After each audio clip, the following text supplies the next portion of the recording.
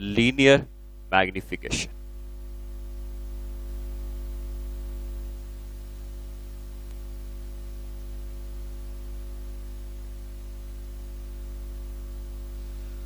Linear magnification को small m के symbol से रिप्रेजेंट करते हैं।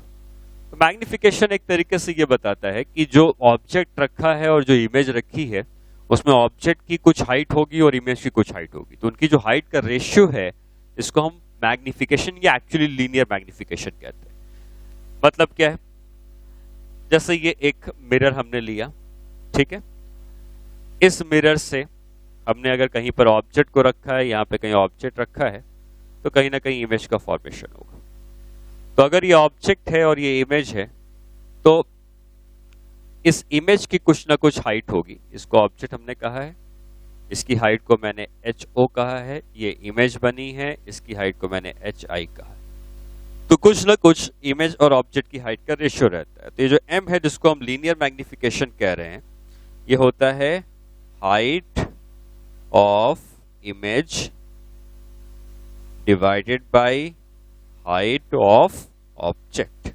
ठीक है, इमेज और ऑब्जेक्ट की हाइट के रेशियो को हम लोग लीनियर मैग्निफिकेशन कहते हैं। तो ठीक है, अगर आपको ऑब्जेक्ट की हाइट पता है, मैग्निफिकेशन पता है, तो इमेज की हाइट निकल गई। लेकिन इस मैग्निफिकेशन को निकालने के लिए एक फॉर्मूला है जो हमें यूज करना है, और वो फॉर्मूला है m is equal to minus of v by u। v आपको पता है, u आपको पता है। v है इमेज की दूरी पोल ऑफ द मिरर से, u है ऑब्जेक्ट की दूरी पोल ऑफ द मिरर से, m मैग्निफिकेशन है, माइनस का साइन यहां है। इस बात का ध्यान देंगे कि यहाँ पे जो v है और जो u है, ये दोनों हम जब यूज करेंगे तो ये दोनों यूज करे जाते हैं विद साइन। मतलब अगर इनकी वैल्यूज नेगेटिव है तो आप नेगेटिव ही रखोगे, पॉजिटिव है तो पॉजिटिव ही रखोगे। विद साइन v और u की वैल्यू पुट करोगे, तब जाके आपको कहीं ना कहीं मैग्निफिकेशन मिलेगा, और वो मैग्निफिकेशन जो मिलेगा ये इमेज और ऑब्जेक्ट की हाइट का रेशियो बता रहा होगा।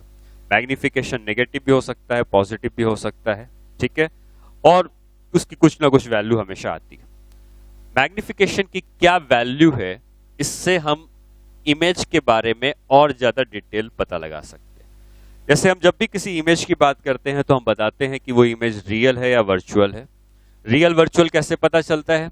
v की वैल्यू से। v अगर पॉजिटिव है तो वर्चुअल इमेज है, v अगर नेगेटिव है तो रियल इमेज है, जैसा मैंने अभी बताया।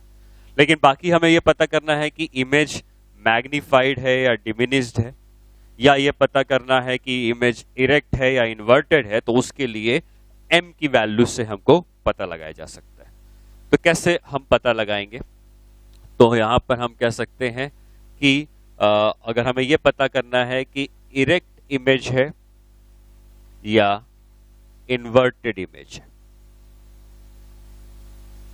अगर हमें इनमें पता करना है कि किस तरीके से इमेज बन रही है, इरेक्ट और इन्वर्टेड, तो उसके लिए मैग्निफिकेशन का साइन आपको देखना है।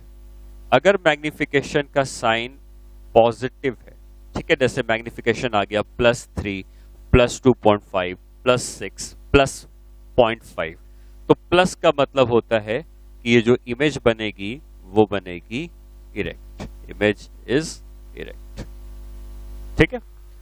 और वहीं अगर मैग्निफिकेशन की वैल्यू नेगेटिव आ गई, इसका मतलब जो इमेज बनेगी वो इन्वर्टेड बनेगी। इरेक्ट और इन्वर्टेड जो है ये विद रेस्पेक्ट टू ऑब्जेक्ट है। मतलब ऐसा नहीं कि इन्वर्टेड इमेज नीचे बनेगी, इरेक्ट इमेज ऊपर बनेगी, ऐसा कुछ नहीं। ये डिपेंड करता है कि ऑब्जेक्ट कैसा है। तो मैं एक सिर्फ समझाने के लिए एग्जांपल बता रहा हूं कि जैसे मान लो ऑब्जेक्ट ऊपर रखा हुआ है और इसकी इमेज भी ऊपर बन रही है, तो इसका मतलब ये कैसी इमेज है? ये इमेज है इरेक्ट, और मैग्निफिकेशन पॉजिटिव आएगा। अगर ऑब्जेक्ट रखा है ऊपर और इमेज बन रही है नीचे, ऑब्जेक्ट ऊपर इमेज नीचे, तो ये कही जाएगी कि ये कैसी इमेज है? ये इन्वर्टेड इमेज है, इमेज उल्टी हो गई। किसके रेस्पेक्ट में? ऑब्जेक्ट के रेस्पेक्ट, ऑब्जेक्ट ऊपर इमेज नीचे। वहीं अगर ऑब्जेक्ट नीचे होता और इमेज भी नीचे बनती, तो ये इमेज इरेक्ट ही कही जाती। इरेक्ट इसलिए क्योंकि ऑब्जेक्ट जिस तरफ है इमेज भी उसी तरफ बनेगी, तो उसको हम इरेक्ट कहते हैं। ऑब्जेक्ट ऊपर इमेज ऊपर इरेक्ट, ऑब्जेक्ट नीचे इमेज नीचे, उसको भी इरेक्ट इमेज कहा जाएगा। ठीक है, दोनों एक ही तरफ होने चाहिए। और वहीं अगर ऑब्जेक्ट नीचे होगा और इमेज ऊपर बनेगी तो ये दोनों एक दूसरे के अपोजिट हो जाएंगे, तो इसको हम लोग कहेंगे इन्वर्टेड इमेज। ठीक है, तो इरेक्ट और इन्वर्टेड का डिफरेंस समझ में आ गया। इरेक्ट का मतलब दोनों चीजें सेम साइड होनी चाहिए, इन्वर्टेड का मतलब अपोजिट होनी चाहिए। इरेक्ट इमेज कब बनेगी? जब मैग्निफिकेशन पॉजिटिव होगा। इन्वर्टेड तब बनेगी जब मैग्निफिकेशन नेगेटिव होगा। ठीक है, ओके। इरेक्ट और इन्वर्टेड के बाद नेक्स्ट पार्ट आता है मैग्निफिकेशन का यूज करके ये पता करने के लिए कि जो इमेज बनी है ये इमेज मैग्निफाइड है या डिमिनिश्ड है। मैग्निफाइड का मतलब उसका साइज, इमेज का साइज ऑब्जेक्ट के साइज से बड़ा है। ठीक है, मैग्निफाइड का मतलब, मैग्निफाइड इमेज का मतलब image size is greater than object size. ठीक है, इसको मैग्निफाइड कहते हैं।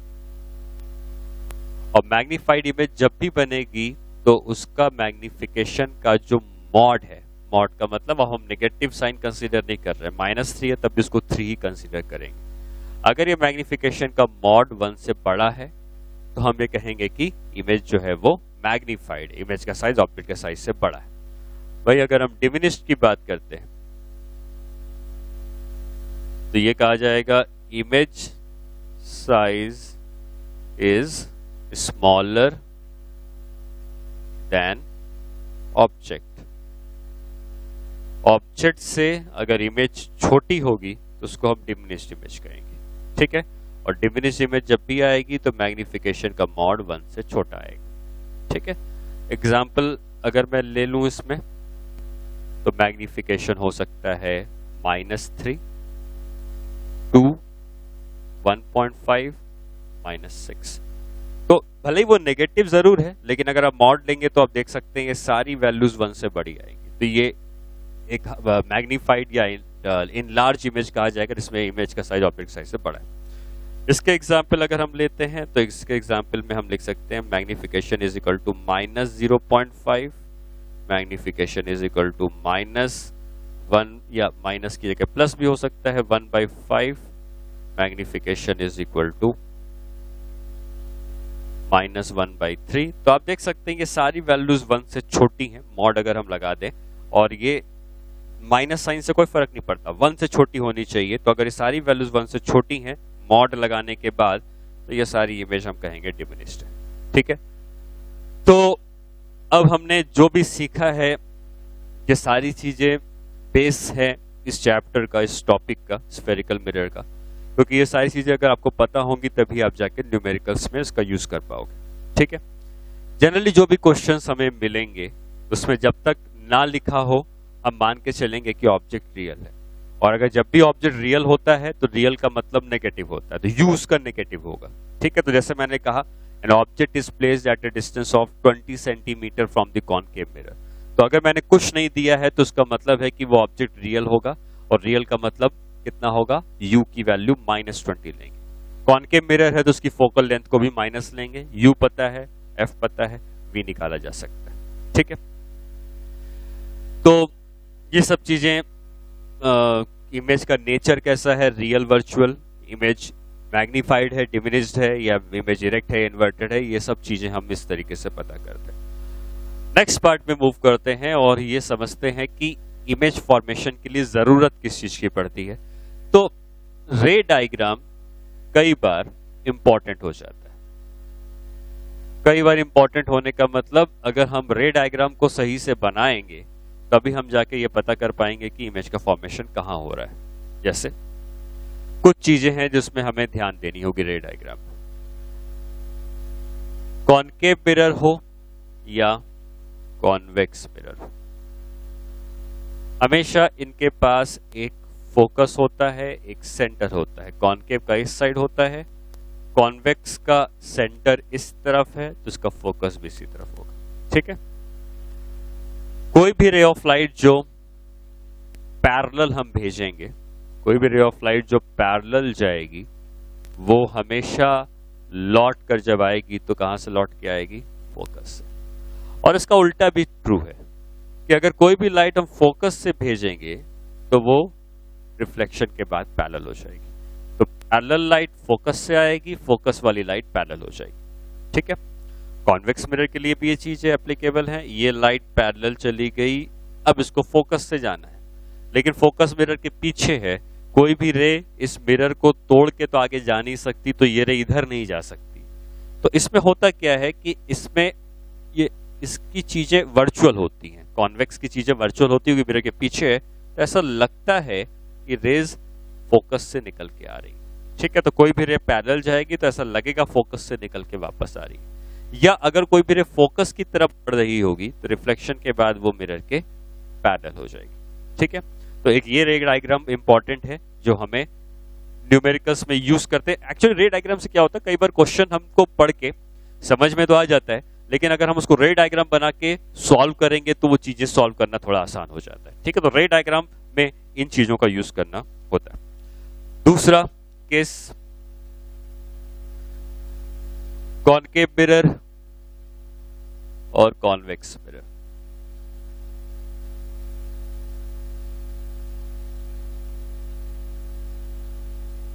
किसी भी रे को, जैसे ये F है और ये C है, कोई भी रे अगर सेंटर से पास करके जाएगी तो ये मिरर के हमेशा परपेंडिकुलर होती है। हम लोगों ने पहले भी सीखा, सर्कल और स्फेयर के सेंटर से पास करने वाली लाइन इसके परपेंडिकुलर होती है, और ये अगर परपेंडिकुलर है तो ये उसी पाथ में वापस आ जाएगी। ठीक है, उसी तरीके से इसका F इधर है और C इधर है। इधर कोई भी रे एक्चुअल में ट्रैवल नहीं कर सकती है, सारी रेज इधर ही ट्रैवल करती हैं। तो कोई भी रे यहां से निकलकर अगर इसके सेंटर की तरफ जा रही होती, यहाँ पे इसका सेंटर होता, तो ये मिरर के परपेंडिकुलर टकराती, और परपेंडिकुलर टकराती तो वापस आ जाती। तो कॉनकेव मिरर के सेंटर से गई, वापस आ गई उसी के सेंटर से। कॉन्वेक्स मिरर के सेंटर की तरफ जाती हुई रे है तो रिफ्लेक्ट करके उसी रास्ते में वापस आ जाएगी। ठीक है, तीसरा रे डायग्राम रहेगा कि हम जब किसी भी रे को पोल से भिजवाएंगे, concave mirror and convex mirror के पोल से।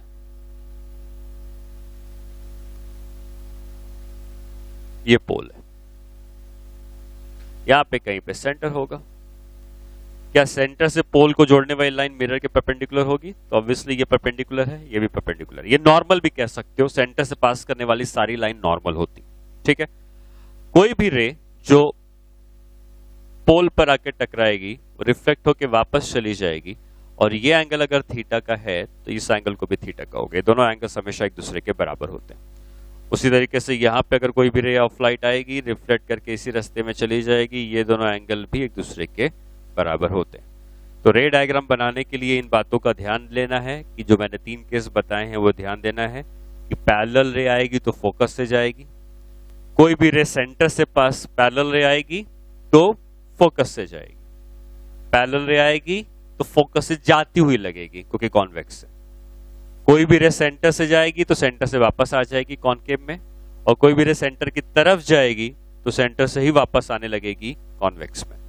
और तीसरा, कोई भी रे अगर पोल में आएगी, जितने एंगल पे टकराएगी उतने एंगल पे रिफ्लेक्शन हो जाएगा। कॉन्वेक्स के लिए भी यही चीज है एप्लीकेबल। इन 3 बातों को अगर हम यूज करते हैं तो हम न्यूमेरिकल्स में कई बार रे डायग्राम बना के क्वेश्चन को थोड़ा आसानी से समझ सकते हैं। ठीक है, ओके, अब अगर हम कुछ न्यूमेरिकल्स करें तो न्यूमेरिकल्स करने के लिए मैं आपको सिंपल न्यूमेरिकल से स्टार्ट करता हूं, उसके बाद कुछ चीजें और हम समझेंगे कॉनकेव और कॉन्वेक्स मिरर के लिए, और फिर हम बाकी न्यूमेरिकल्स बाद में करेंगे। तो पहला न्यूमेरिकल मैं आपको देता हूं, जिसमें आपको ये क्वेश्चन दिया गया है कि एन ऑब्जेक्ट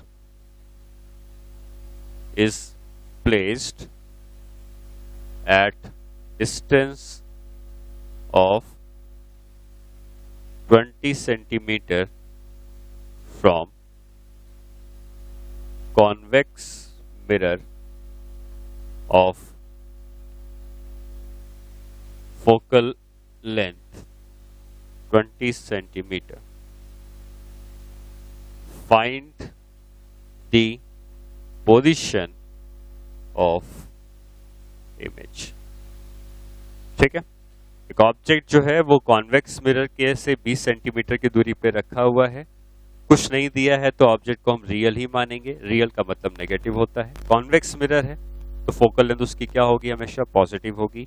आपको इमेज बताना है मतलब वी बताना है। ठीक है, तो एक बार ट्राई करें इस क्वेश्चन को।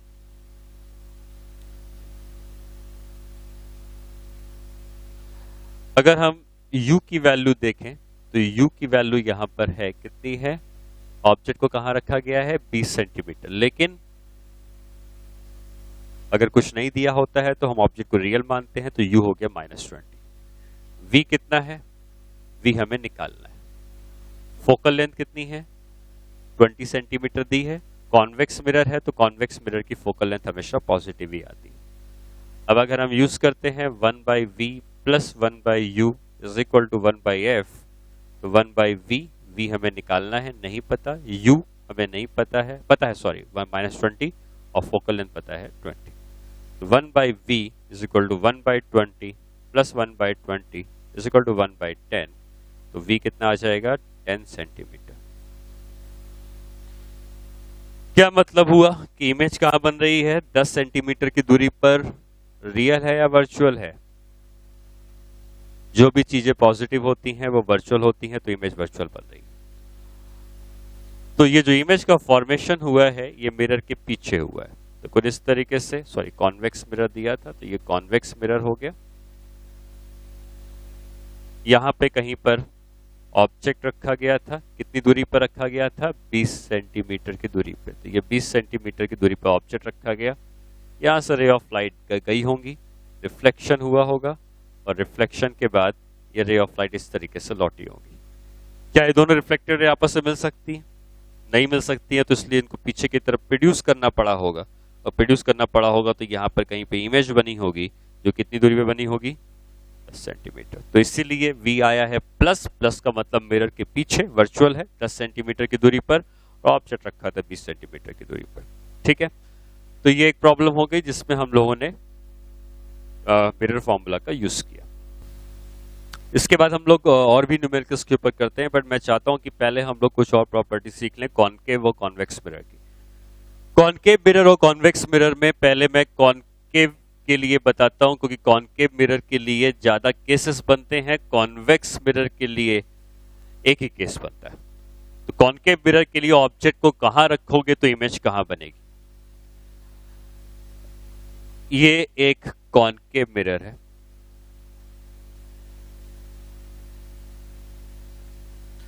और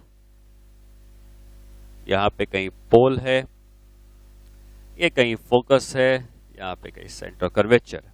ठीक है, ऑब्जेक्ट को अगर आप इंफिनिटी में रखते हो तो आपको पता है कि इमेज फोकस में ही बनती है। तो मैं यहां पर एक टेबल बनाऊंगा जिसमें ऑब्जेक्ट की पोजीशन हम लोग अलग अलग रखेंगे, ऑब्जेक्ट की पोजीशन से इमेज की पोजीशन अलग अलग आएगी, कहां बन रही है इमेज। उसके बाद मैग्निफिकेशन का मॉड कितना है ये हम नोट करेंगे। मैग्निफिकेशन का मॉड का नोट करने के बाद हम लास्ट में लिखेंगे कि नेचर ऑफ इमेज क्या है। ठीक है, ये चीजें हमें सीखनी है। तो अगर आप ऑब्जेक्ट को रखते हैं इंफिनिटी में, तो अगर ऑब्जेक्ट को आपने इंफिनिटी में रखा है तो इमेज कहां बनती है फोकस में। ठीक है, ये जो इमेज बनती है ये इमेज बहुत ही छोटी होती है, पॉइंट इमेज बनती है। ठीक है, ऑब्जेक्ट का इनफाइनाइट पे रख देते हो तो उसकी जो इमेज बनती है वो पॉइंट इमेज बनती है, बहुत छोटे साइज की बनती है। इसलिए हम कहते हैं कि उसका मैग्निफिकेशन का मॉड 1 से बहुत छोटा है। 0 नहीं कह सकते, 0 का मतलब 0 साइज हो गया, कुछ तो होगा साइज, इसलिए हम लिखते हैं much smaller than 1। Nature of the image, image का नेचर होता है रियल होती है इमेज, इमेज बनती है इन्वर्टेड,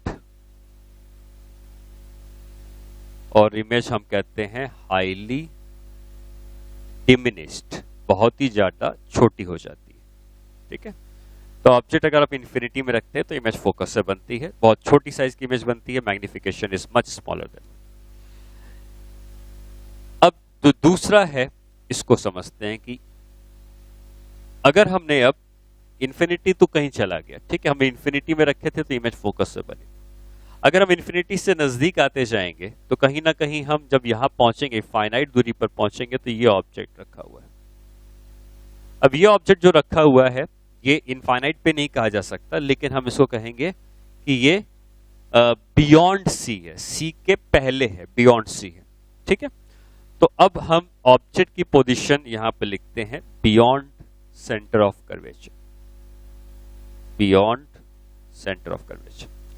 इसकी इमेज कैसे बनती है, जिसके लिए हम चाहें तो एक रे डायग्राम का यूज कर सकते हैं, ठीक है। ये सिर्फ आपके समझने के लिए है कि कैसे इमेज बन रही है। तो इमेज के फॉर्मेशन किससे होता है? रिफ्लेक्टेड रे से होता है। रिफ्लेक्टेड रे जहां मिलती है वो इमेज होती है। तो अगर हम इसके टॉप मोस्ट पॉइंट से एक रे ऑफ लाइट को प्रिंसिपल एक्सिस के पैरेलल भेज दें तो हमें पता है कि जो भी रे पैरेलल जाती है वो लौट के कहां से आती है? फोकस से ही लौट के आती है। तो ये रिफ्लेक्टेड रे कहीं इस तरफ आ गई, ठीक है। हमें रिफ्लेक्टेड रे का पॉइंट ऑफ इंटरसेक्शन निकालना है, तो एक रिफ्लेक्टेड रे है, एक और चाहिए जिससे कि हम पॉइंट ऑफ इंटरसेक्शन निकाल पाए। दूसरी रिफ्लेक्टेड रे, मैंने आपको 3 तरीके से रे डायग्राम बनाना सिखाया है। पैरेलल को फोकस से ले आते हैं, जो पोल पे जाएगी वो उतने ही एंगल पे लौट आएगी, सेंटर से जाने वाली रे सीधी आ जाएगी। तो कोई भी एक दूसरी रे कंसीडर कर लेते हैं, ठीक है। मान लो मैंने रे कंसीडर करी वो वाली जो कि पोल से गई, तो अगर ये रे ऑफ लाइट पोल से गई, क्या उसी एंगल पे रे वापस आ जाएगी? तो ये रे उसी एंगल पर वापस आ गई,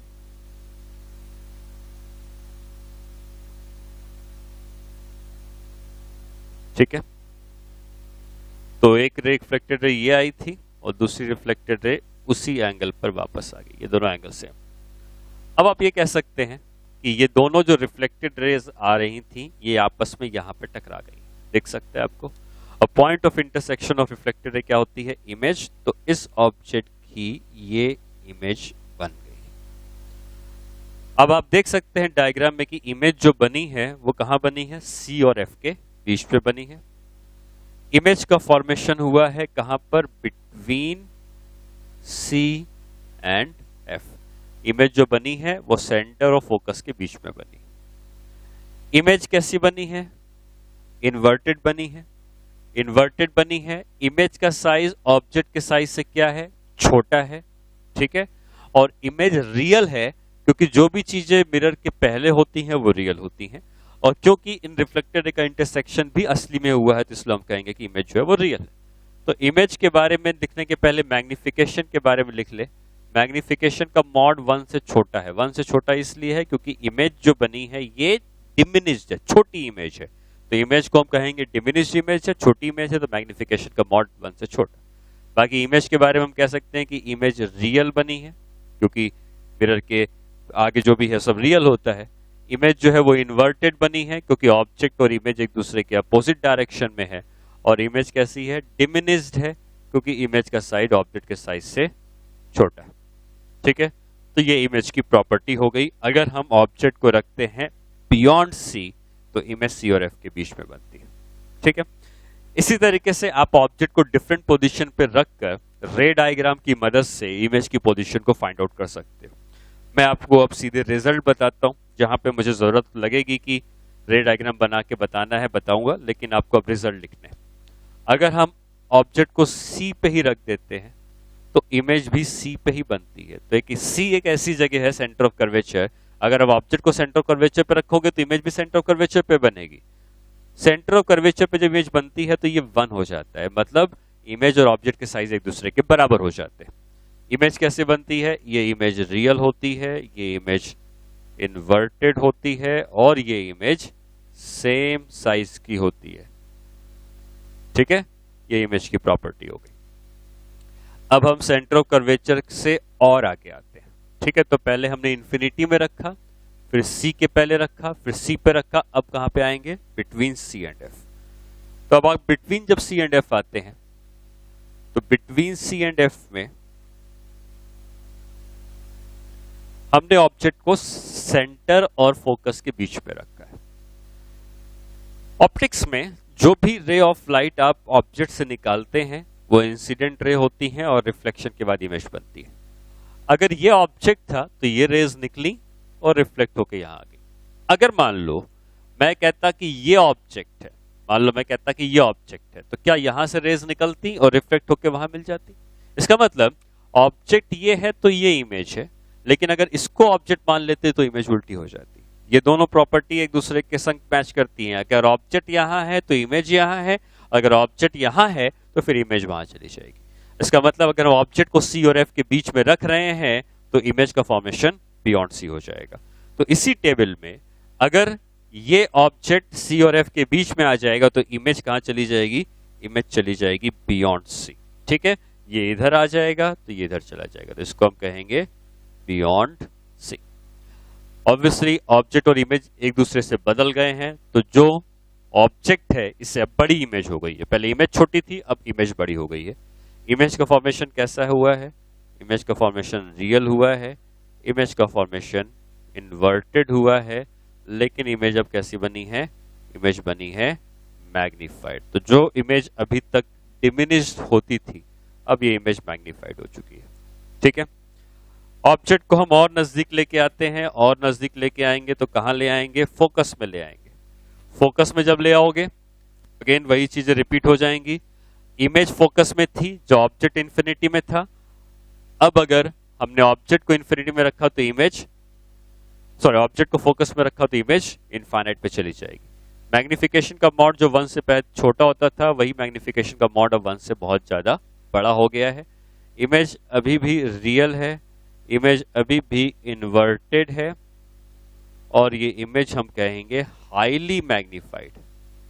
ठीक है, जो इमेज सिर्फ मैग्नीफाइड थी वो हाईली मैग्नीफाइड है। मतलब जैसे यहाँ पे हाईली डिमिनिश थी, इमेज बहुत छोटी थी, यहाँ पर इमेज बहुत बड़ी बन जाएगी अगर ऑब्जेक्ट को हम फोकस में रखते हैं। ओके, फिर नेक्स्ट पार्ट में मूव करते हैं, और नेक्स्ट पार्ट आता है फोकस के और हम आगे बढ़ेंगे तो कहां आ जाएंगे? फोकस और पोल के बीच में। तो अब नई पोजीशन जो है वो है between F and P. Focus और पोल के बीच में हम आ जाते हैं। तो फोकस और पोल के बीच में अगर हम आ जाएंगे तो फिर इमेज का फॉर्मेशन कैसे होता है? ठीक है, तो इसके लिए मैं इधर एक डायग्राम बनाता हूं जिसको हम समझ पाए कि कैसे बन रही है। ये है कॉनकेव मिरर,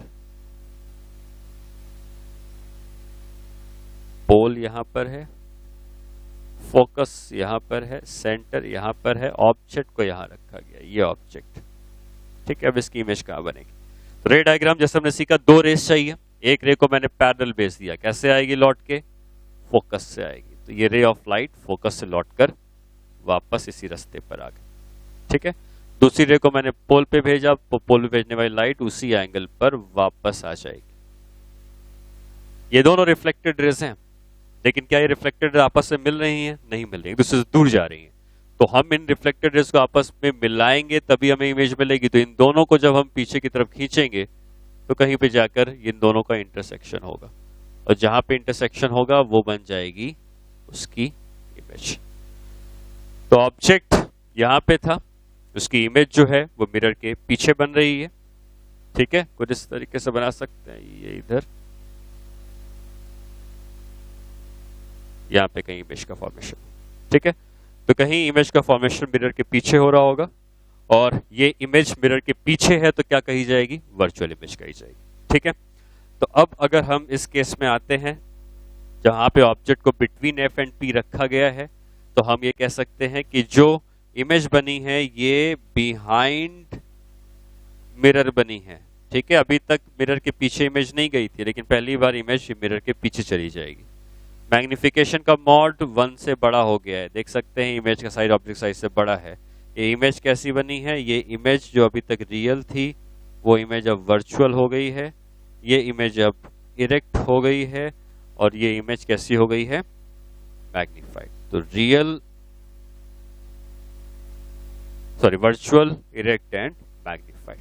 ठीक है, उसके बाद अगर हम और आगे बढ़ते हैं और मिरर के और नजदीक आते जाते हैं तो एक समय ऐसा आएगा कि जब ये ऑब्जेक्ट पोल पे ही आ जाएगा। जब भी कोई ऑब्जेक्ट पोल पे आ जाता है तो हम ये मान सकते हो तुम, क्योंकि हम सिर्फ पैरेक्सियल रे कंसीडर कर रहे हैं तो ऑब्जेक्ट भी बहुत छोटा होना चाहिए। तो आप जब भी इस किसी भी मिरर के पोल्स से टच कर लोगे तो वो जो मिरर का कर्वेचर है उसका कोई यूज नहीं रह जाएगा। कर्वेचर तभी तक यूजफुल होगा जब ऑब्जेक्ट दूर है, लेकिन ऑब्जेक्ट अगर पोल से टकरा जाएगा तो वो प्लेन मिरर की तरह बिहेव करेगा। जैसे प्लेन मिरर बिहेव करता है वैसे ही बिहेव करेगा। और प्लेन मिरर की क्या प्रॉपर्टी है, तो हमने ऑब्जेक्ट को अगर रख दिया कहां पर, पोल पे, तो इमेज कहां बनेगी, पोल पे। जैसे प्लेन मिरर होता है, प्लेन मिरर को अगर आप हाथ से टच करोगे तो इमेज भी वहीं पे बन जाएगी, सेम जगह पे इमेज बनती है।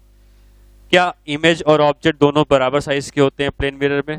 बिल्कुल, क्योंकि प्लेन मिरर में जितने आप साइज के खड़े होगे इमेज भी उतनी बड़ी दिखाई देगी। इमेज वर्चुअल बनती है क्योंकि मिरर के पीछे बनती है। इमेज इरेक्ट बनती है और इमेज कैसी बनती है, सेम साइज की। ठीक है, तो ये एक टेबल है जिसको तुम्हें याद होना चाहिए, रटा होना चाहिए कि कहां पर ऑब्जेक्ट रखा है तो इमेज का फॉर्मेशन कहां हो रहा है और किस तरीके से हो रहा है। ठीक है, क्योंकि अगर आपको ये टेबल याद रहेगी तो कई बार क्वेश्चंस करने में आपको थोड़ी आसानी होगी, तो इसको याद कर लो। अच्छा, अब आती है बात की कहां पर चीजें बदली हैं। ठीक है, तो आप देख सकते हैं कि ये सारी इमेज इन्वर्टेड थी, इरेक्ट यहां पे जाके हुई है, ये इरेक्ट हुई। इसका मतलब जब इमेज वर्चुअल बनेगी तभी इरेक्ट होगी, रियल इमेज कभी इरेक्ट नहीं होगी। रियल इमेज हमेशा कैसी है, देखो, real inverted, real inverted, real inverted, real inverted, real inverted. Real image हमेशा इन्वर्टेड बनती है, वर्चुअल इमेज हमेशा इरेक्ट बनती है। वर्चुअल इमेज कब बनती है, जब तुम एफ और पी के बीच में आ जाते हो।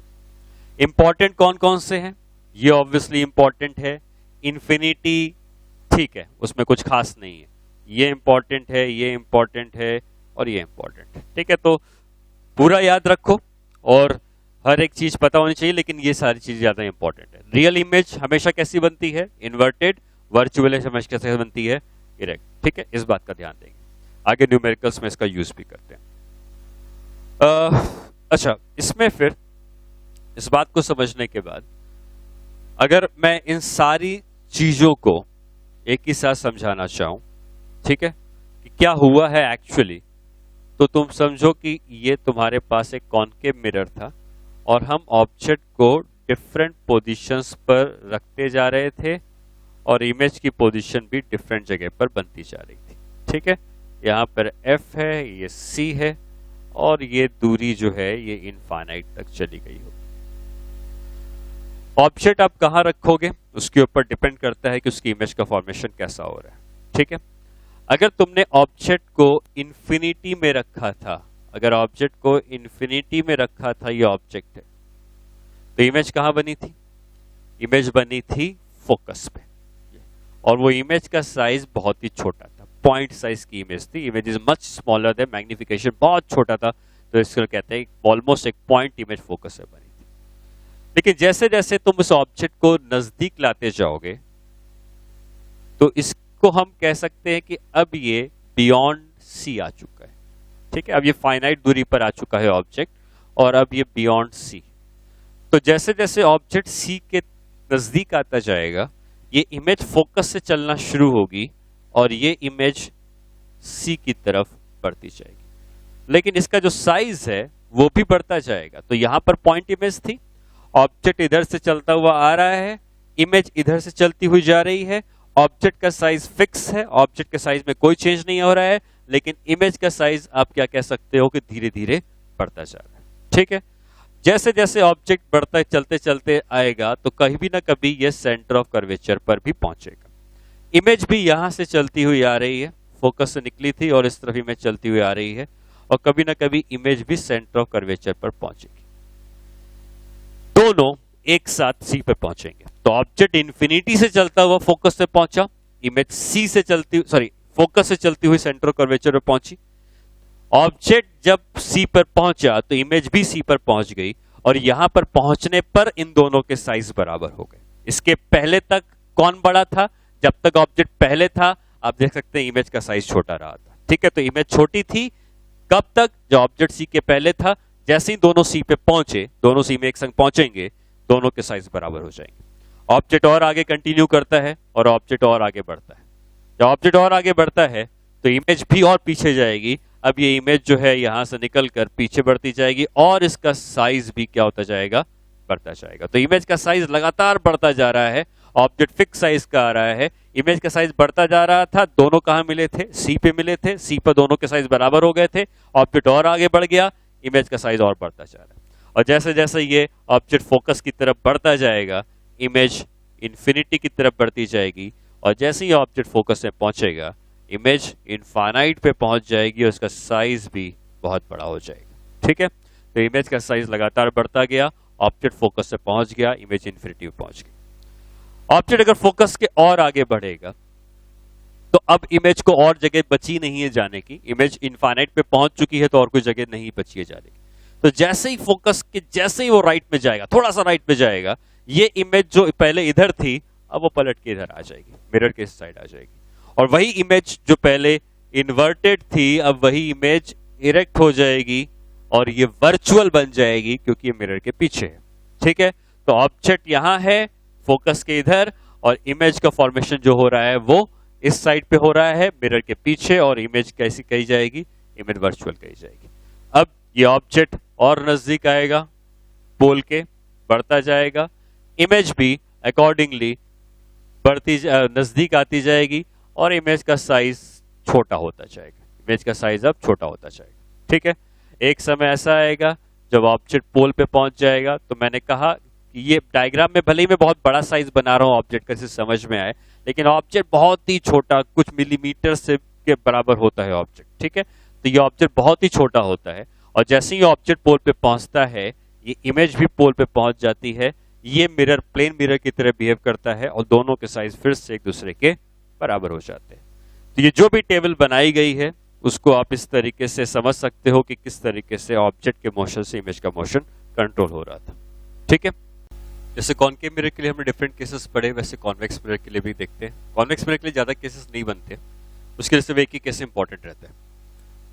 कॉन्वेक्स मिरर में क्योंकि इसका सेंटर और फोकस दोनों राइट में ही होते हैं, यहाँ पोल है, यहाँ कहीं इसका फोकस है और यहाँ कहीं सेंटर है। ठीक है, तो ऑब्जेक्ट को हम इधर नहीं रख सकते क्योंकि इधर रखेंगे तो उसका रिफ्लेक्शन ही नहीं हो पाएगा, ये पेंटेड साइड है। तो जो भी ऑब्जेक्ट हम रखेंगे, रियल ऑब्जेक्ट की मैं बात कर रहा हूँ, तो रियल ऑब्जेक्ट हमेशा मिरर के पहले ही रखा होगा। ठीक है, तो अगर ऑब्जेक्ट को हम इस जगह रखते हैं तो इमेज का फॉर्मेशन कैसे होता है इसका डायग्राम बना के देखते हैं। एक रे ऑफ लाइट को हम पैरेलल भेजेंगे और जो भी रे पैरेलल जाएगी वो फोकस से फोकस या तो फोकस से पास करती है, कॉनकेव मिरर होता है तो, या कॉन्वेक्स मिरर होता है तो ऐसा लगता है कि ये रे फोकस से निकलकर वापस आ रही, तो ये रे फोकस से निकल के वापस आ गई। ठीक है, दूसरी रे ऑफ लाइट को मान लो मैं पोल पे भेजता हूँ, तो जितने एंगल पे पोल पे टकराएगी उतने ही एंगल पर पोल से वापस आ जाएगी। ये दोनों रिफ्लेक्टेड रेज हैं, लेकिन ये रिफ्लेक्टेड रेज आपस में मिल नहीं पा रही है क्योंकि एक दूसरे से दूर जा रही है, तो हमें रिफ्लेक्टेड रे का पॉइंट ऑफ इंटरसेक्शन की जरूरत पड़ती है। तो यहाँ पे अगर हम इसको पीछे की तरफ प्रोड्यूस कर दें तो ये दोनों रिफ्लेक्टेड रे यहाँ पर मिलती हुई लगेंगी, और जहां पर भी रिफ्लेक्टेड रे मिलती हुई लगेंगी उस जगह को हम कहेंगे इमेज। तो इस ऑब्जेक्ट की इमेज का फॉर्मेशन इधर होगा। ठीक है, तो आप ये कह सकते हैं कि जो कॉन्वेक्स मिरर होता है ये हमेशा एक वर्चुअल इमेज बनाता है क्योंकि वो इमेज हमेशा मिरर के पीछे बनेगी। ये इमेज किसके बीच में बनती है, ये हमेशा पोल और फोकस के बीच में ही बनेगी, चाहे ऑब्जेक्ट को आप कहीं भी रख दें। तो इमेज वर्चुअल बनती है, इमेज पोल और फोकस के बीच में बनती है, इमेज इरेक्ट है, आप देख सकते हैं इरेक्ट इमेज बन रही है, और इमेज छोटी है ऑब्जेक्ट से तो इमेज डिमिनिश्ड होगी। ठीक है, तो अगर हम कॉन्वेक्स मिरर के लिए एक टेबल बनाए जिसमें ऑब्जेक्ट की पोजीशन, उसके बाद इमेज की पोजीशन कहाँ बनती है, मैग्निफिकेशन का मॉड और नेचर ऑफ इमेज। ठीक है, ऑब्जेक्ट को आप इन्फिनिटी में रखोगे तो इमेज फोकस में ही बनेगी, कॉनकेव के साथ भी वही था, कॉन्वेक्स के साथ भी वही है।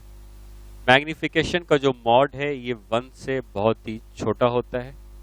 इसकी इमेज जो बनती है वो वर्चुअल होती है क्योंकि ये हमेशा मिरर के पीछे बनेगी। इसकी इमेज हमेशा इरेक्ट होती है और हम कहेंगे कि ये इमेज हाईली डिमिनिश्ड है।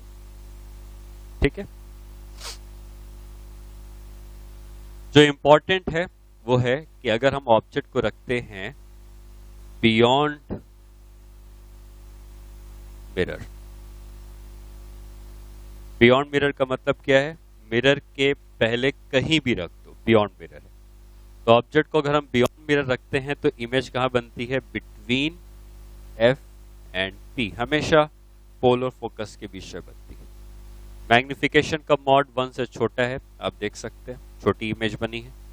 इमेज वर्चुअल है, इमेज इरेक्ट है और इमेज डिमिनिश्ड। ठीक है, यही एक इंपॉर्टेंट केस है कॉन्वेक्स मिरर का।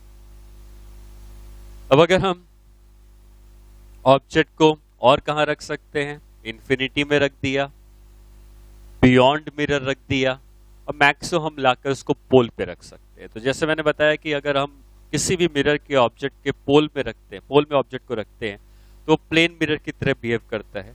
ऑब्जेक्ट अगर पोल में है तो इमेज भी पोल पे होगी और जो इमेज बनेगी वो सेम साइज की बनेगी।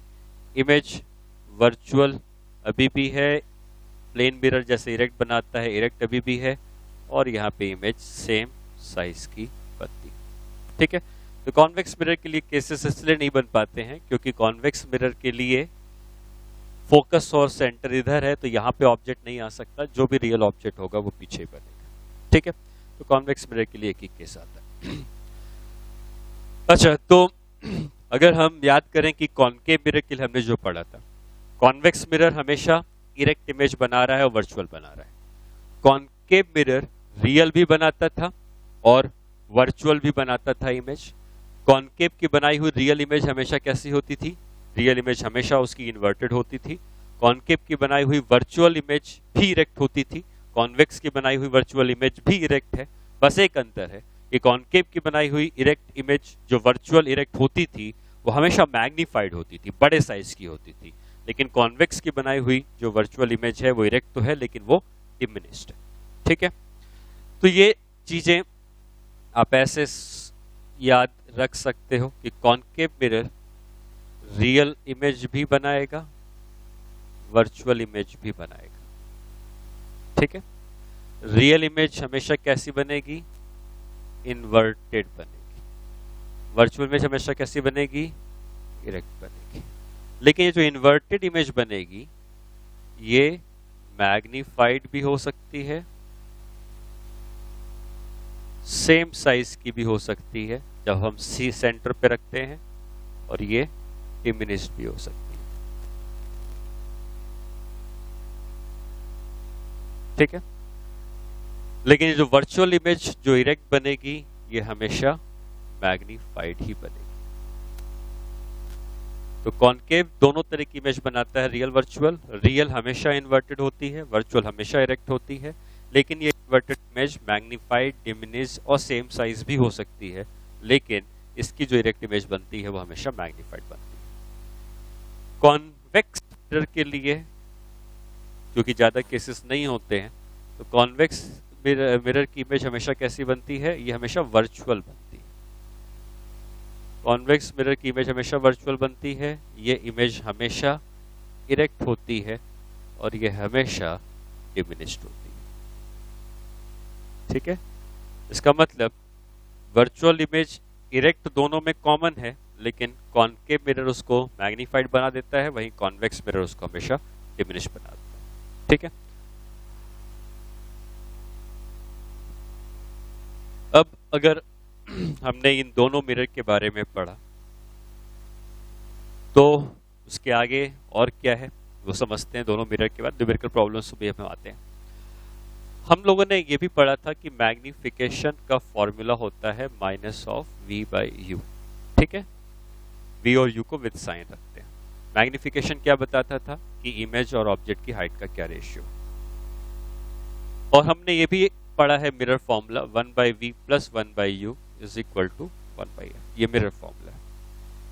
अगर हम इस मिरर फॉर्मूले में पूरी इक्वेशन को u से मल्टीप्लाई कर दें तो ये बन जाएगा u बाई, या v से मल्टीप्लाई कर दें, मान लो v से मल्टीप्लाई कर देंगे तो ये 1 हो जाएगा, ये v बाई u हो जाएगा, ये v बाई f हो जाएगा। ठीक है, क्या magnification minus v by u होता है तो हम इसको माइनस m लिख सकते हैं और ये v बाई f हो जाएगा। और इसको अगर हम रीअरेंज करें, ये इधर आ जाएगा, ये इधर चला जाएगा, तो 1 माइनस v बाई f, तो ये बन जाएगा f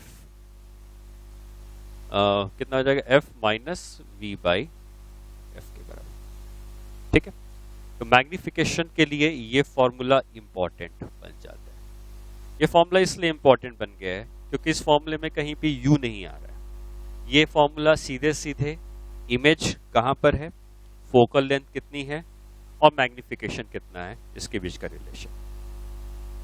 वहीं अगर ये जो 1/v plus 1/u is equal to 1/f था, इसको अगर हम u से मल्टीप्लाई कर देते पूरी इक्वेशन को, तो ये बन जाता u by v plus 1 is equal to 1/f। u by v को माइनस 1/m रख सकते हैं, plus 1 is equal to 1/f। इसको अगर हम रीअरेंज करते हैं तो m यहाँ पे बन जाएगा f divided by f minus u। ठीक है, ये दोनों फॉर्मूले इंपॉर्टेंट हैं। ये ज्यादा इंपॉर्टेंट है क्योंकि कई बार ऐसा होता है कि हमको इमेज की पोजीशन निकालने को नहीं कहता है, हमसे सिर्फ पूछता है कि इमेज का साइज निकालो। जब साइज निकालना है तो मैग्निफिकेशन निकालना है। तो अगर हमें ऑब्जेक्ट पता है कहां पर है, हमें फोकल लेंथ पता है, तो हम मैग्निफिकेशन निकाल लेंगे, मैग्निफिकेशन से इमेज का साइज आ जाएगा। ये दोनों फॉर्मूले में जो भी चीजें हैं, m है, v है, u है, f है, ये सब हम यूज करेंगे विद साइन। सबको हम साइन के संग पुट करेंगे, किसी को भी बिना साइन के संग पुट नहीं करेंगे, साइन के संग वैल्यू पुट करके फाइंड आउट करेंगे। ठीक है, अब ये जो चीजें हैं मैग्निफिकेशन की, ठीक है, हम इसको डायरेक्टली यूज करके निकाल सकते हैं कि इमेज का कैसे बन रही है, क्या बन रही है। और हमें ये भी साथ में याद रखना है कि जैसे अगर आपको कहा कि कॉनकेव मिरर ने इन्वर्टेड इमेज बनाई, ठीक है, तो आप समझ जाना चाहिए कि इन्वर्टेड अगर है तो मैग्निफिकेशन नेगेटिव है। नेगेटिव मैग्निफिकेशन का मतलब इन्वर्टेड इमेज होती है, पॉजिटिव मैग्निफिकेशन का मतलब इरेक्ट इमेज होती है।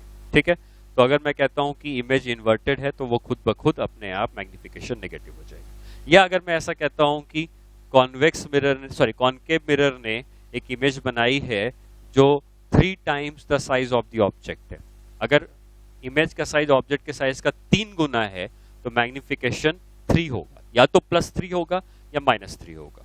लेकिन अगर ये कहा गया है कि जो इमेज बनी है वो 3 गुने साइज की है और साथ ही साथ वो इमेज वर्चुअल है, तो जैसे ही मैं वर्चुअल का नाम दूंगा वो इरेक्ट बन जाएगी। और इरेक्ट इमेज का मतलब मैग्निफिकेशन पॉजिटिव, मतलब m को हम +3 ले सकते हैं। इन छोटी छोटी बातों का ध्यान देना पड़ेगा किसी भी न्यूमेरिकल को सॉल्व करने के लिए, क्योंकि आपको ये जरूरी नहीं है कि बताए कि मैग्निफिकेशन नेगेटिव है या पॉजिटिव। तो इसके ऊपर अब हम कुछ प्रॉब्लम्स करना स्टार्ट करते हैं। अच्छा, प्रॉब्लम करने के पहले एक और बात समझ लेते हैं। एक न्यूटन्स फॉर्मूला होता है जो कि एक्चुअली इन दोनों की मदद से बनता है। ये दोनों ही m है, ये दोनों ही अगर m है तो इन दोनों m को अगर हम आपस में इक्वल कर दें तो f minus v by f is equal to f by f minus u, ऐसा लिख सकते हैं। ठीक है, दोनों को अगर हम क्रॉस मल्टीप्लाई कर दें तो f minus v into f minus u is equal to f square. f minus v को मैं x1 दे कहता हूँ, f माइनस u को x2 कहता हूँ और ये f स्क्वायर। क्या मतलब है x1 x2 के, ये मैं आपको समझाता हूँ, लेकिन इसको हम कहते हैं न्यूटन्स फॉर्मूला। ये न्यूटन्स फॉर्मूला में x1 x2 का मल्टीप्लिकेशन f स्क्वायर के बराबर है। अब ये x1 x2 है क्या एक्चुअली, ये समझते हैं। x1 आप कह सकते हो f माइनस v, f होता है पोल से फोकस की दूरी, v होता है पोल से इमेज की दूरी और f माइनस v होगा फोकस से इमेज की दूरी। तो यहां पर जो हम x1 कह रहे हैं जो कि f माइनस v के बराबर है, इसको हम कहते हैं distance of image from focus, जब सिर्फ v कहते हो तो distance of image from the pole होता है, जब f माइनस वी कहते हैं तो distance of image from the focus होता है। तो फोकस से अगर हम दूरी कैलकुलेट कर रहे हैं तो उसको x1 कहेंगे। उसी तरीके से x2 जो है वो f माइनस यू है, इसका मतलब है distance of object from focus. ठीक है, अगर किसी क्वेश्चन में आपको ऑब्जेक्ट और इमेज के डिस्टेंस फोकस से दिए हुए हैं, ठीक है, तो उस केस में अगर आप चाहें तो फोकल लेंथ निकालने के लिए इस फॉर्मूले को यूज कर सकते हैं। अगर ऑब्जेक्ट का डिस्टेंस भी फोकस से है, इमेज का डिस्टेंस भी फोकस से है, लेकिन अगर आपको ऑब्जेक्ट का डिस्टेंस पोल से दिया है और इमेज का डिस्टेंस भी पोल से दिया है, तब आपको फोकल लेंथ या कुछ भी निकालने के लिए या तो मिरर फॉर्मूला लगाना पड़ेगा 1/v + 1/u = 1/f, या हमने जो मैग्निफिकेशन के रिजल्ट्स निकाले हैं ये वाले m = f - v/f या m = f/f - u, इनका यूज करना पड़ेगा। ठीक है, इन सब को समझने के बाद अब कुछ प्रॉब्लम्स करने का समय आता है, कुछ न्यूमेरिकल्स हम स्टार्ट करते हैं। ठीक है, तो न्यूमेरिकल्स में पहला न्यूमेरिकल मैं आपको दे रहा हूं,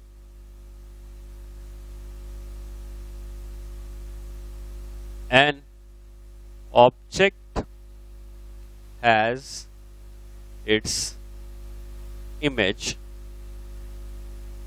3 times of its size। मतलब जो इमेज बन रही है ऑब्जेक्ट की वो ऑब्जेक्ट की साइज का 3 गुना है। Image is erect and mirror is concave। ठीक, of focal length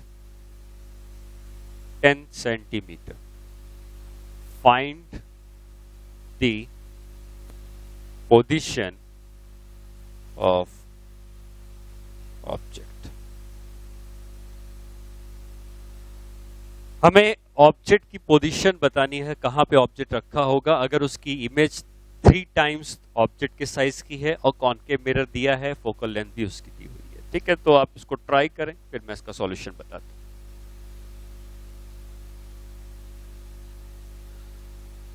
तो देखिए, सबसे पहली बात कि हमें ये पता है कि कॉनकेव मिरर है, तो कॉनकेव मिरर की फोकल लेंथ हम कितनी दी है हमें 10 सेंटीमीटर, लेकिन कॉनकेव का मतलब होता है नेगेटिव फोकल लेंथ। जहां भी कॉनकेव मिरर होगी उसकी फोकल लेंथ को हमेशा हम नेगेटिव लेना है, तो फोकल लेंथ हम ले लेंगे -10 सेंटीमीटर। ठीक है, दूसरी बात ये आती है कि हमें क्या निकालने को कहा गया, हमें यू निकालने को कहा गया है। ठीक है, तो मैग्निफिकेशन का वो फॉर्मूला जिसमें हम लिखते हैं m = f/f - u, हम इसको यूज करेंगे। हमें m पता है, कैसे पता है मैं बताता हूं। m पता है हमको, f पता है हमको, u पूछा गया है। ठीक है, अब m कैसे पता है, क्योंकि हमको कहा गया है कि इमेज का साइज ऑब्जेक्ट के साइज का 3 गुना है, मतलब मैग्निफिकेशन या तो 3 होगा या मैग्निफिकेशन -3 होगा। 3 गुना है, लेकिन ये नहीं बताया है कि इरेक्ट है या इन्वर्टेड है। इरेक्ट होता तो +3 लेते, इन्वर्टेड होता तो -3 लेते। लेकिन क्या ऐसी कुछ और इंफॉर्मेशन हमको दी है कि हम इनमें से सिर्फ एक ही केस को कंसीडर करें? अगर ऐसी कोई इंफॉर्मेशन दी होगी तो हम एक केस लेंगे, अगर नहीं दी होगी तो दोनों केस को लेकर सॉल्व करेंगे। तो अब इस क्वेश्चन को दोबारा पढ़ते हैं, और हमसे ये कहा गया है कि इमेज इज इरेक्ट। अगर इमेज इरेक्ट दी हुई है हमको ऑलरेडी, इसका मतलब है कि मैग्निफिकेशन +3 हो सकता है, -3 नहीं हो सकता है, क्योंकि माइनस का मतलब होना चाहिए था इमेज इन्वर्टेड है। क्योंकि इरेक्ट कहा है, मैग्निफिकेशन +3। अब इसमें पुट कर देंगे तो लिख देंगे 3 = f कितना है -10, -10 divided by f - u, -10 - u। u हमें नहीं पता तो इसमें हम कोई भी साइन नहीं लगाएंगे, u को हम सिर्फ u रखेंगे। अब अगर हम इस माइनस को ऊपर नीचे से कैंसिल कर दें, ये बन जाएगा 10/10 + u, क्रॉस मल्टीप्लाई कर देंगे तो 30 + 3u = 10, तो u हो जाएगा -20/3 = -6.66 सेंटीमीटर। ठीक है, माइनस क्या बता रहा है? माइनस ये बता रहा है कि ऑब्जेक्ट रियल होगा। जब भी कोई क्वेश्चन आता है, जब तक ना दिया हो ऑब्जेक्ट रियल ही होता है, और वो खुद तुम्हें आंसर से मिल जाएगा कि यू की वैल्यू नेगेटिव आ रही है, इसका मतलब ऑब्जेक्ट रियल होगा। ठीक है, तो ये क्वेश्चन हुआ जिसमें हमने इस फॉर्मूले का यूज किया। फॉर्मूले को यूज करते समय हमने मैग्निफिकेशन +3 -3 में से एक को एलिमिनेट किया, क्योंकि हमको इंफॉर्मेशन दी थी कि इमेज इज इरेक्ट। इसी क्वेश्चन में थोड़ा ध्यान देना, मिरर हमको कौन सा दिया है? कॉनकेव दिया है। कॉनकेव मिरर जब भी देता है तो दो केसेस अपने आप अराइज हो जाते हैं कि कॉनकेव इरेक्ट भी बनाता है, इन्वर्टेड भी बनाता है। अगर मैं इस क्वेश्चन में इमेज इज वर्चुअल मैंने लिख दिया, मान लो, ठीक है, मैंने ये नहीं बताया कि वो इमेज इरेक्ट है, वर्चुअल बना दिया, तो क्या इस क्वेश्चन को हम अब फिर से दो केसेस लेके करेंगे या एक से ही सॉल्व हो जाएगा? तो अगर आप इसमें थोड़ा सोचें तो ये पता चलेगा कि जब भी कोई इमेज वर्चुअल बनती है, मैंने कुछ देर पहले आपको बताया था कि अगर कोई कॉनकेव मिरर रियल भी बनाता है, वर्चुअल भी बनाता है। कॉनकेव की जो रियल इमेज होती है वो इन्वर्टेड होती थी, और कॉनकेव की जो वर्चुअल इमेज होती थी वो कैसी होती थी?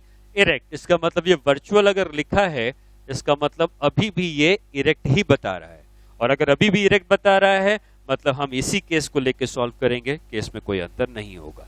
तो मैं यहाँ पे इरेक्ट इमेज दे देता, तब भी तुम +3 लेके सॉल्व करते। इरेक्ट से तो अपने आप समझ में आ गया कि प्लस होगा, लेकिन अगर वर्चुअल भी कहा होता तब भी वो इरेक्ट इमेज ही होती, और उसको सॉल्व करने के तरीके में कोई चेंज नहीं आता। ठीक है, अगली प्रॉब्लम में आते हैं। नेक्स्ट क्वेश्चन ये है कि कॉन्वेक्स मिरर हमको दिया है, convex mirror of focal length 20 centimetre forms an image half the size of object. Find position of the object.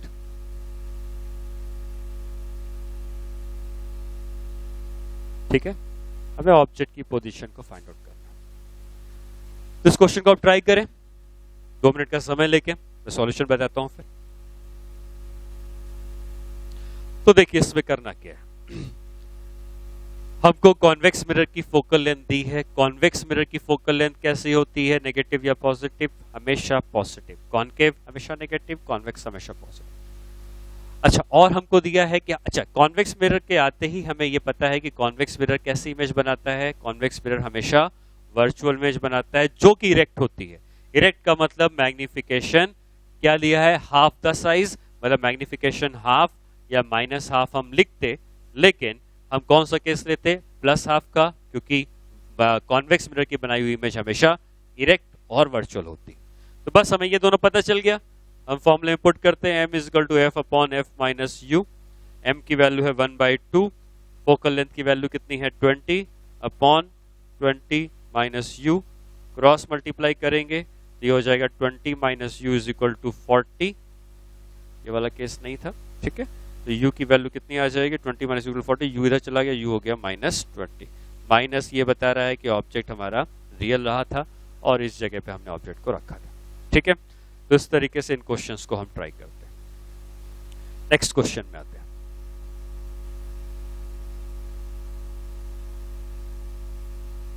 Find the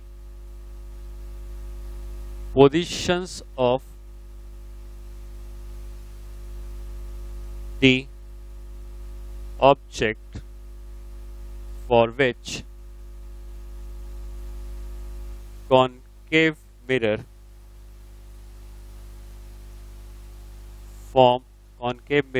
of focal length 10 centimeter forms an image 2 times the size of object। ठीक है, यहां पे अगर आप ध्यान दें तो मैंने पोजीशन के ब्रैकेट में s लिखा है। जब भी इस तरह का क्वेश्चन आता है जिसमें इस तरीके से मेंशन होता है तो उसका क्वेश्चन कहने का मतलब है कि अगर एक पोजीशन पॉसिबल है तो एक निकालो, एक से ज्यादा पोजीशन पॉसिबल है तो एक से ज्यादा निकालो, ठीक है। इसको आप एक बार ट्राई करें। अब देखिए इसको करना कैसे। सबसे पहले तो क्योंकि हमको उसकी फोकल लेंथ दे दी है 10 सेंटीमीटर, तो कॉनकेव मिरर की फोकल लेंथ कैसी होती है, हमेशा नेगेटिव होती है, तो f माइनस 10 सेंटीमीटर हो गया। मैग्निफिकेशन की वैल्यू जहां तक हम लिखेंगे, तो मैग्निफिकेशन के बारे में हमको क्या इंफॉर्मेशन दी है कि इमेज का साइज ऑब्जेक्ट के साइज का दुगना है, ट्वाइस है। तो उसका मतलब मैग्निफिकेशन को हम +2 भी लिख सकते हैं, मैग्निफिकेशन को -2 भी लिख सकते हैं।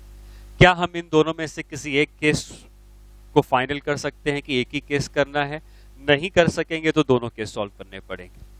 तो हमें ऐसी कोई इंफॉर्मेशन नहीं दी है कि इमेज रियल है, वर्चुअल है, इरेक्ट है, इन्वर्टेड है, तो इमेज कैसी भी बन सकती है।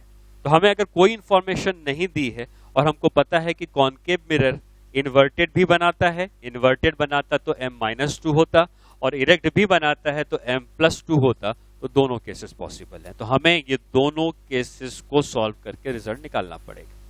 तो अगर हम m को 2 लेते हैं तो m का फॉर्मूला क्या था, f/f-u। तो हम लिखेंगे 2 इज इक्वल टू f कितना है, -10/-10 -u, क्रॉस मल्टीप्लाई कर देंगे या माइनस को कैंसिल कर देंगे ऊपर नीचे से, तो ये हो जाएगा 20 + 2u इज इक्वल टू 10। तो u कितना हो जाएगा, -5। एक आंसर आ गया -5। माइनस आने का मतलब यही है कि हम सही कर रहे हैं, क्योंकि ऑब्जेक्ट नहीं दिया है तो रियल होता है और रियल हमेशा नेगेटिव होता है। दूसरा हम अगेन यहाँ पे यूज करेंगे m is equal to f/f-u। m की वैल्यू अब यूज करनी है -2, फोकल लेंथ है -10 अपॉन -10 -u, तो -2 times of 10 + u is equal to 10, -20 -2u is equal to 10।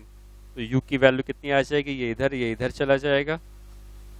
कहीं कैलकुलेशन मिस्टेक तो नहीं की हमने, -20 -2u इज इक्वल टू 10, तो ये इधर चला जाएगा, तो 30/2 इज -15, u की वैल्यू -15 आई। ठीक है, तो दो वैल्यूज आ रही हैं u की और दोनों आंसर होंगे, क्योंकि हमें इमेज की प्रॉपर्टी के बारे में कोई इंफॉर्मेशन नहीं दी थी कि वो रियल है या वर्चुअल।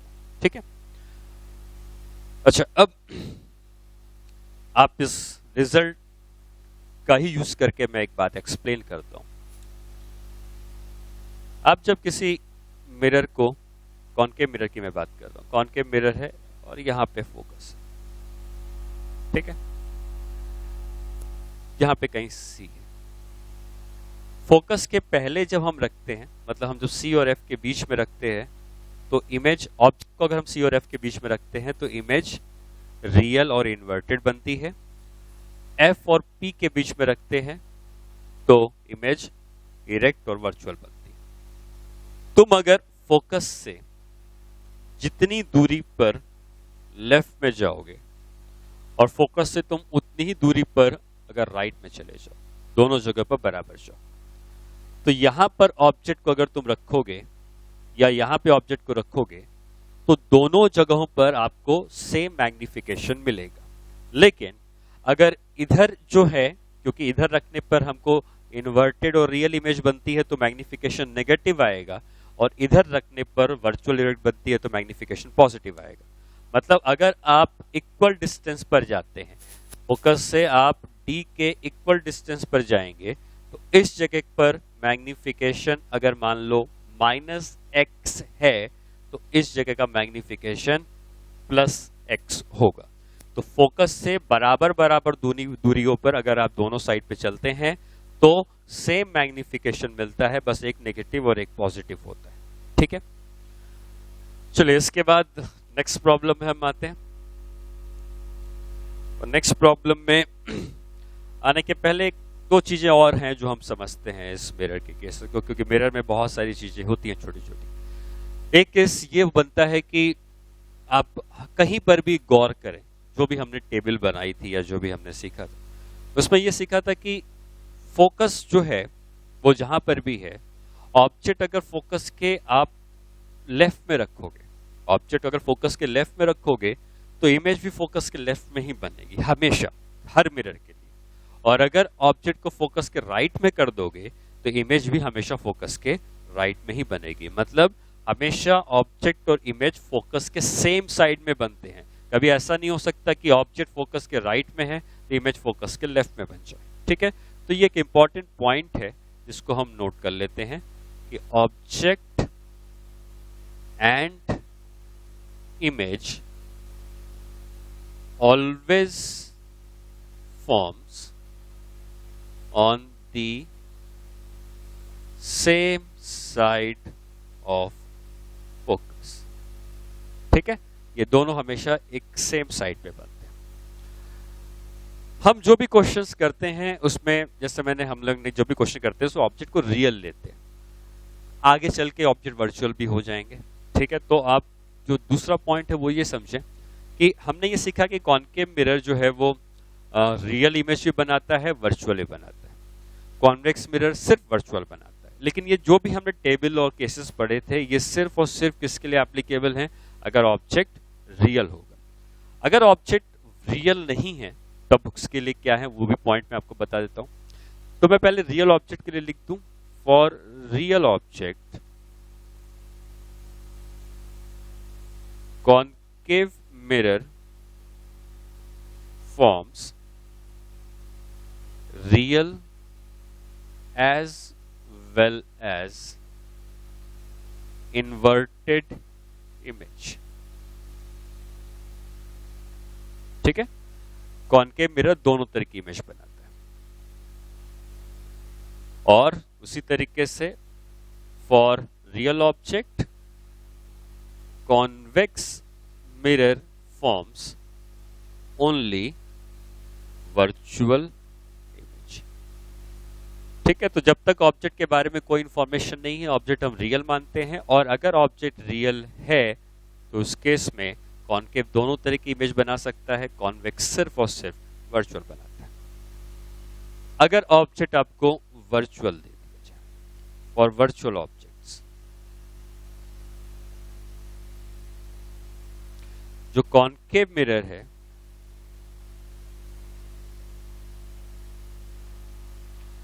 ये अब हमेशा बनाएगा रियल इमेज। अब ये वर्चुअल नहीं बना सकता। अगर ऑब्जेक्ट को हम वर्चुअल कर देते हैं तो कॉनकेव मिरर हमेशा रियल इमेज बनाएगा, और जो कॉन्वेक्स मिरर है can form both real and virtual. तो कॉन्वेक्स मिरर